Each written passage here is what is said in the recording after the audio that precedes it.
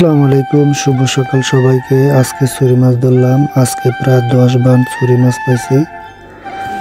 আলহামদুলিল্লাহ, এত পরিমাণ ছুরি মাছ সাগরে আল্লাহ পাক দিছে। আজকে এক মাস ধরে হাজার হাজার মানুষ মাছ ধরতেছে। প্রতিদিন সাগরে গেলে প্রায় 400 থেকে 500 কেজির মতো করে সবাই পায়।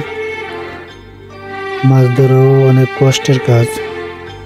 আমরা বিকাল 4টার সময় সাগরে যাই, সারা রাত মাছ ধরি। সকাল 7টা থেকে 8টার সময় বাসায় আসি।